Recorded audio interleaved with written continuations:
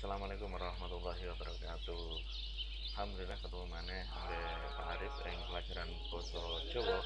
Ing pertemuan dina iki awake dhewe bakal terus nih apa sing wis dipelajari ing minggu sadurunge, yaiku babagan ukara tanggap lan ukara tanduk. Coba disawang dipelajari bareng-bareng contoh ing layar. Pak Budi Pak Budi ngecat lawang ing latar. Pak Budi mengecat pintu di halaman.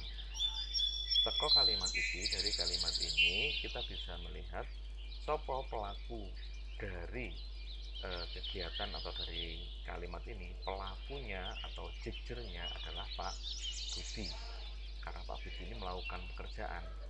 Nah kemudian pekerjaannya atau penggaweannya apa? Penggaweannya ini ngecat. Berarti Pak Budi iku pelakune, ngecat iku penggaweane, objeknya atau lesannya adalah lawang, benda yang dikenai pekerjaan lawang.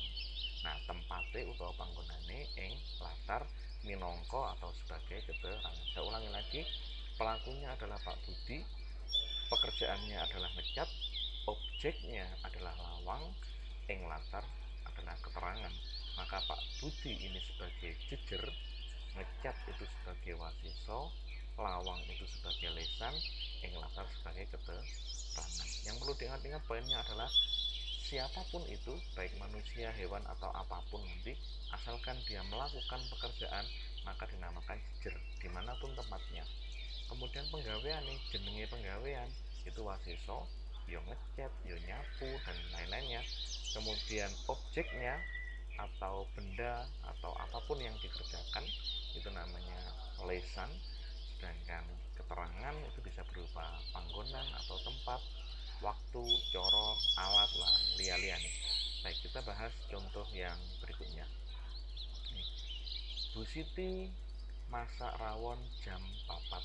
Pelakunya siapa? Bu Siti. Maka Bu Siti ini karena dia pelaku, dia sebagai jejer.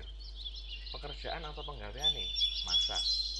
Masak ini berarti sebagai wasiso karena pekerjaan atau penggawean. Apa yang dimasak? Apa objeknya? Rawon. Rawon ini berarti kedudukannya sebagai lesan karena objek. Kemudian jam 4 itu menunjukkan waktu. Waktu berarti dia keterangan. Bu Siti masak rawon jam 4. Bu Siti itu sebagai jejer, masak itu sebagai wasiso, rawon itu lesan, jam 4 keterangan. Kita lihat contoh berikutnya. Ing sawah bapak ngunjuk kopi.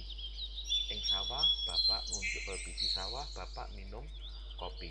Pelakunya siapa? Bapak. Maka bapak ini karena dia pelaku, dia sebagai jejer. Pekerjaannya bapak apa? Ngunjuk. Ngunjuk itu minum. Nah ngunjuk ini karena dia menunjukkan pekerjaan, maka kedudukannya sebagai wasiso.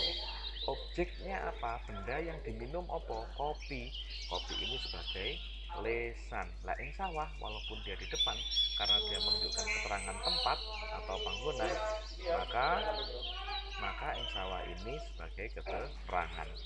Jadi dalam kalimat ini, ing sawah bapak ngunjuk kopi, ing sawah itu keterangan, bapak ini jejer, ngunjuk itu wasiso, kopi itu lesan. Beda dengan yang atas. Bu Siti masak rawon jam 4.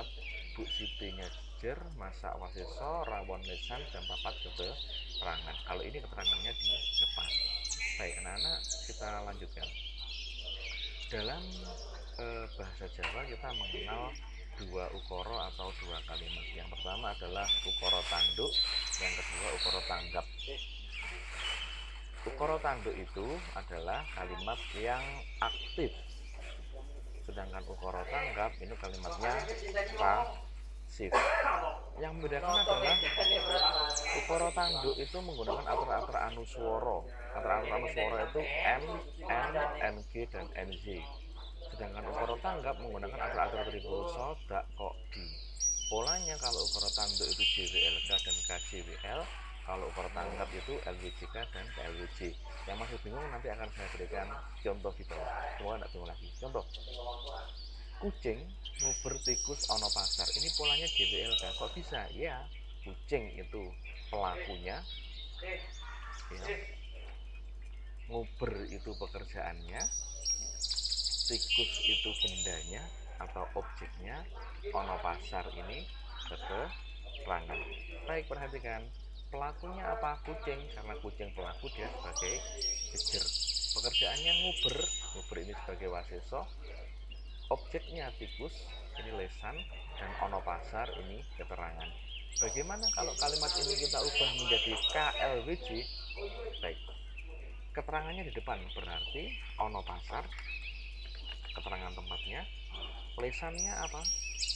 Oh maaf, KJWL ini bukan KLWJ, ini KJWL.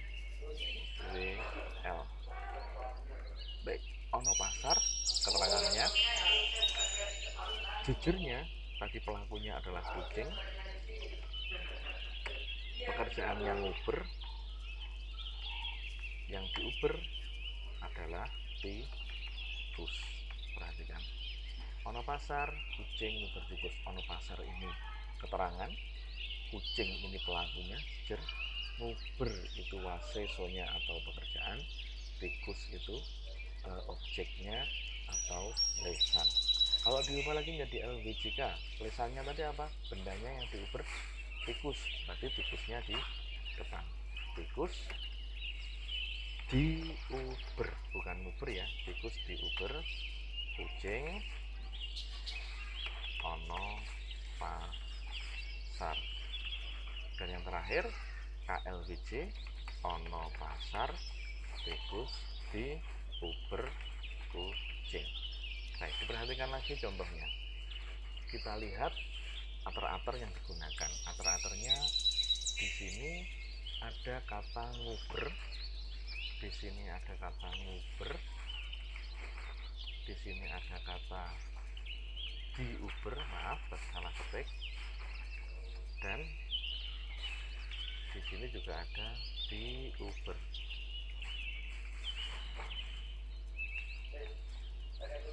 Ya, nguber dan diuber ini adalah ciri atau pembeda bahwa dua kalimat pertama yang JWLK dan KJWL ini menggunakan ater-ater anuswara, sehingga kalimat yang pertama dan kedua ini dinamakan dengan kalimat aktif atau ukara tanduk.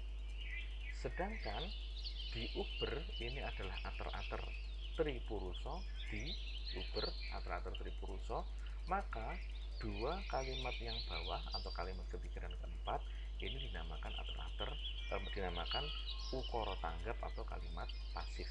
Kata kuncinya adalah semua kalimat yang di dalamnya terdapat ater-ater anuswara, baik itu NG, NZ, M atau N, maka kalimat itu akan otomatis menjadi kalimat tanduk atau ukara tanduk atau kalimat aktif. Pokoknya di dalam kalimat itu ada ater-ater anuswara, ada M, N, N, G, N, Z dalam kalimatnya, maka akan berubah menjadi kalimat tanduk atau aktif. Sedangkan sebaliknya, bila dalam kalimat itu terdapat ater-ater tripurusa, gak kok di, maka akan berubah menjadi kalimat pasif.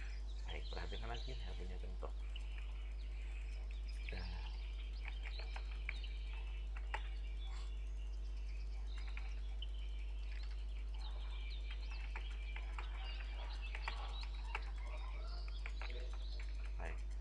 Hidayat ngombe es jeruk ono warung. Kita perhatikan jejernya mana, pelakunya mana. Pelakunya Hidayat. Hidayat ini sebagai jejer. Pekerjaannya ngombe, ngombe ini waseso, objeknya atau benda yang diminum es jeruk, ono warung ini keterangan panggonan. Jadi kalimat ini polanya adalah JWL.